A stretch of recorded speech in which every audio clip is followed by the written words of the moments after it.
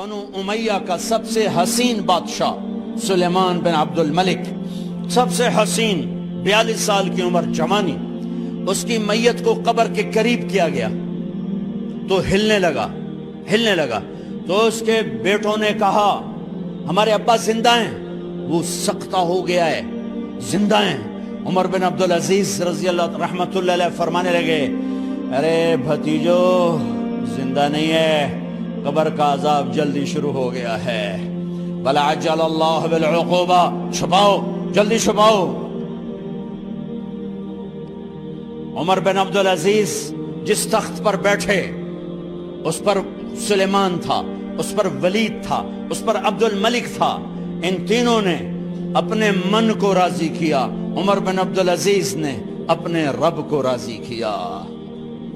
جب عمر بن عبدالعزیز کا وقت آیا مرنے کا تو انہوں نے بلایا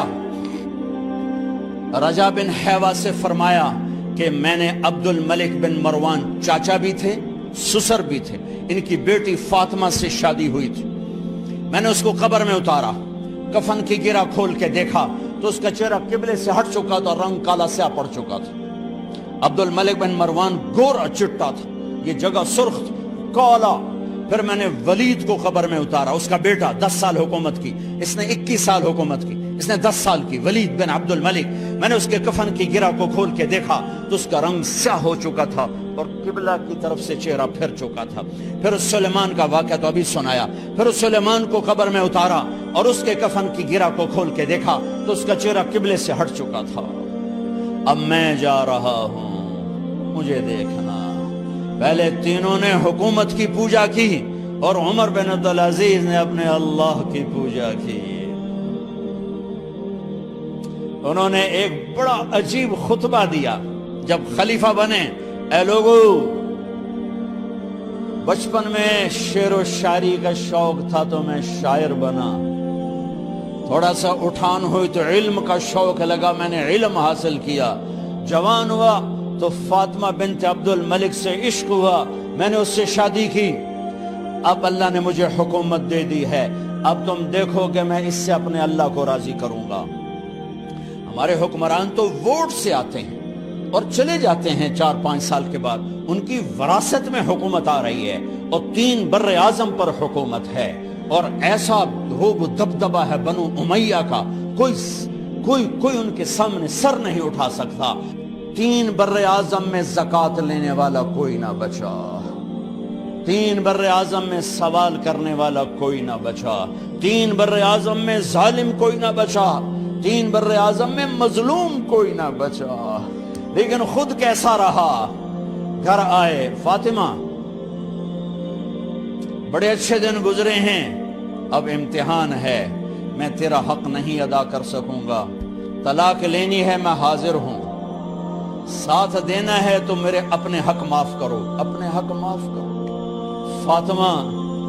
فاطمہ جیسی عورت انسانی تاریخ میں کوئی نہیں آئی، سیاسی لحاظ سے، سیاسی۔ دادا مروان بادشاہ، باپ عبد الملک بادشاہ، بھائی ولید بادشاہ، دوسرا بھائی سلیمان بادشاہ، تیسرا بھائی ہشام بادشاہ، چوتھا بھائی بادشاہ اور اپنا خامن بادشاہ، 7 نسبتوں سے یہ عورت شہزادی ہے۔ کائنات انسانی تاریخ میں اتنی بڑی عورت کوئی نہیں آئی، سیاسی۔ فاطمہ کہنے لگیں عمر، میں نے سکھ کے دن تیرے ساتھ گزارے ہیں، دکھ میں تجھے چھوڑ کے نہیں جاؤں گی، جاؤ، میں نے اپنے سارے حق معاف کیے۔ پھر حضرت عمر بن عبدالعزیز کی راتیں اور دن کیسے گزرے؟ مسلح پہ بیٹھتے اور روتے وہیں سو جاتے اور روتے وہیں سے اٹھتے، پر 3 بر اعظم میں ظالم کوئی نہ بچا، مظلوم کوئی نہ بچا، زکوٰۃ لینے والا کوئی نہ بچا، اپنی حکومت کو اللہ کی رضا کے لیے استعمال کیا۔ کیسے استعمال کیا؟ سارے مال فاطمہ کا سارا زیور بیت المال میں ڈال دیا، تنخواہ پہ آ گئے، عید کا موقع آیا، بچوں نے ماں سے کہا ہمیں کپڑے لے کر دو، عید آ رہی ہے، ہر آدمی اپنے بچوں کے لیے کپڑے لے رہا ہے، ہمارے بچے بھی کہہ رہے ہیں کپڑے لیں، جاؤ بھائی لو۔ فاطمہ کے پاس عمر 3 بر اعظم کے بادشاہ کے بچے آ رہے ہیں، ماں جی عید آ رہی, کپڑے تو لے دیں, ابا سے کہیں کہ ابا سے بات کرتی ہوں.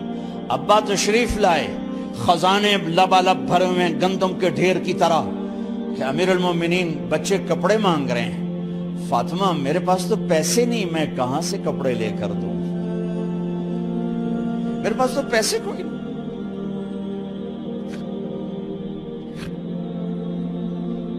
حضرت فاطمہ نے کہا پھر بچوں کا کیا کروں؟ کہا پھر مجھے بھی نہیں پتا کیا کروں. اس کے پہلے 3 حکمرانوں نے لوٹ مار کے بازار گرم کیے, ظلم و ستم کے پہاڑ توڑے, اور آج اسی خزانے پہ ایک شخص بیٹھا ہے جو اللہ کو راضی کرنے کے جھنڈے گاڑ رہا ہے.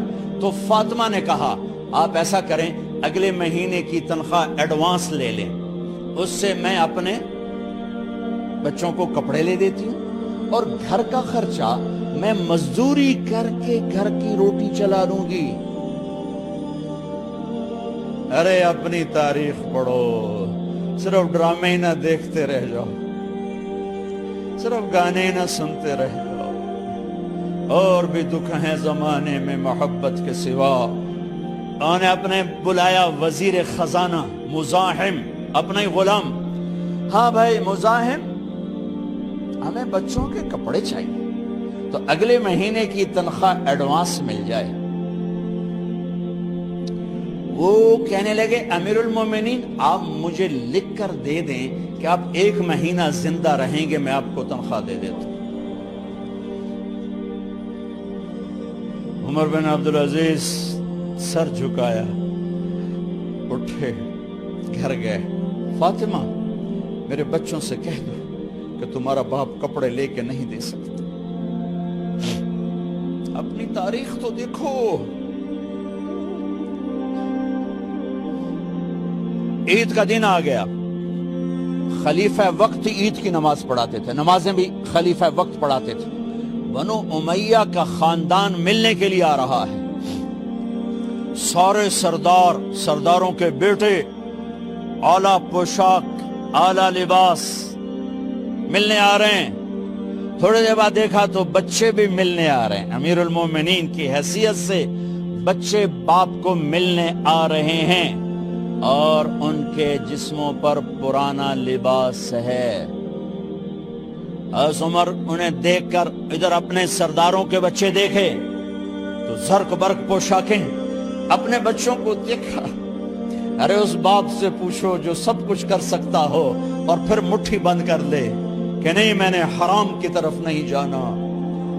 بچوں کو دیکھا تو آنکھیں ڈبا گئیں, آنکھوں میں آنسو آ گئے. فرمایا میرے بچوں آج تمہیں اپنے باپ سے گلہ تو ہوگا کہ آج ہمارے باپ نے کپڑے ہی نہ لے کے دیے. ان کے ایک بیٹے ہیں عبد الملک, ان سے بھی 4 رات آگے تھے, ان سے پہلے ہی فوت ہو گئے تھے. کہنے لگے ابا جان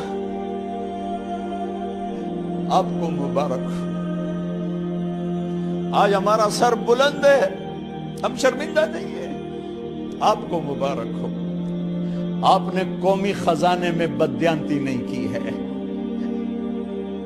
ہم شرمندہ نہیں ہیں. انسانوں کو کپڑوں پہ نہیں تولا جاتا.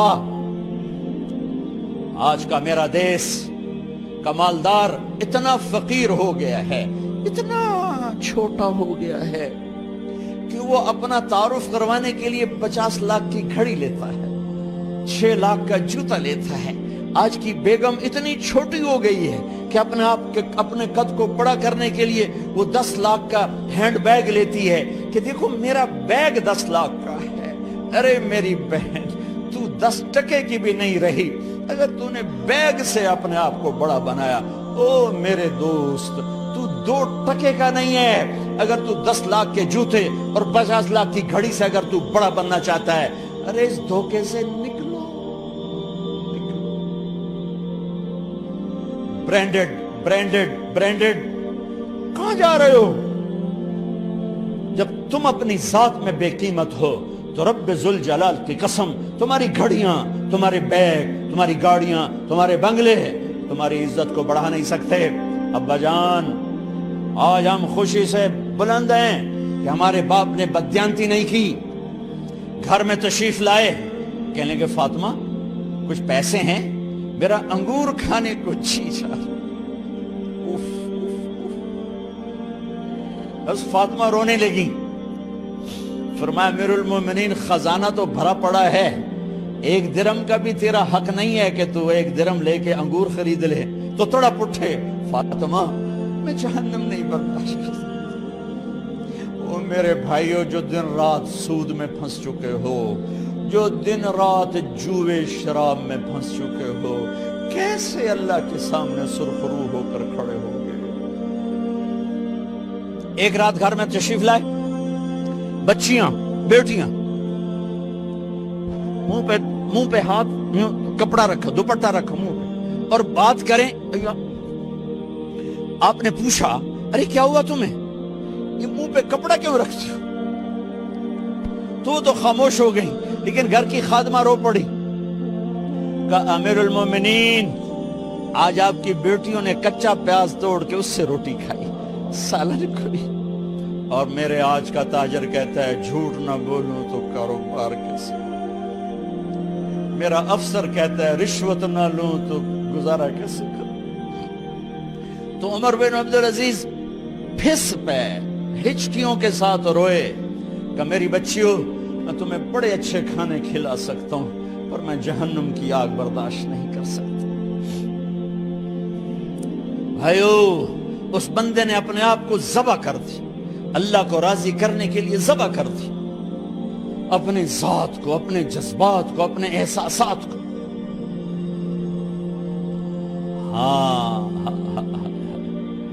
اب اللہ نے صلہ کیا دیا، جب انتقال ہوا ہونے لگا تو بلایا رجا کو، جو میں بات پہلے چھوڑ کے ادھر ان کی تھوڑی سیرت بتائی کہ رجا اب میں مرنے لگا ہوں۔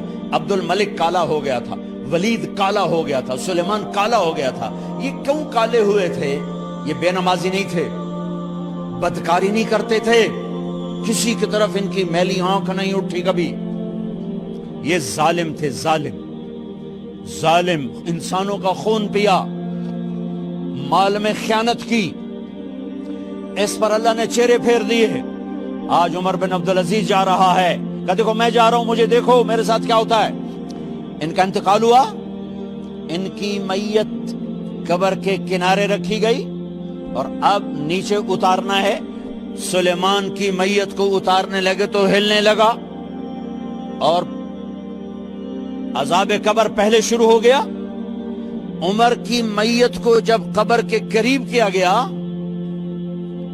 ایسے ہوا کا جھونکا آیا، ایک پرچہ ایسے لہراتا ہوا، یوں آیا، یوں آیا، یوں آیا، اور عمر کے سینے پر گر گیا۔ لوگ کٹھے ہو گئے، پرچے کو کھول کے دیکھا گیا تو اس پہ لکھا تھا بسم اللہ الرحمن الرحیم، براءۃ من اللہ لعمر بن عبد العزیز من النار۔ یہ پروانہ ہے اللہ کی طرف سے اس کے بندے عمر کے لیے کہ اسے جہنم سے نجات کی خوشخبری سنا دی جائے۔ آہا، مرنا ہو تو یوں مرو، اللہ ایسی موت دے دے۔ کہتے ہیں میں نے ان کو قبر میں اتارا، جب قبر میں اتارا تو کیا دیکھا؟ میں نے کفن کی گرہ کھولی تو چہرہ قبلے کی طرف، اور یوں لگا جیسے 14ویں رات کا چاند قبر میں اتر آیا ہو۔ اور آخری بات کرتا ہوں، میرے بھائیوں بہنوں، اپنے اللہ سے صلح کر لو، اپنے اللہ سے صلح کر لو۔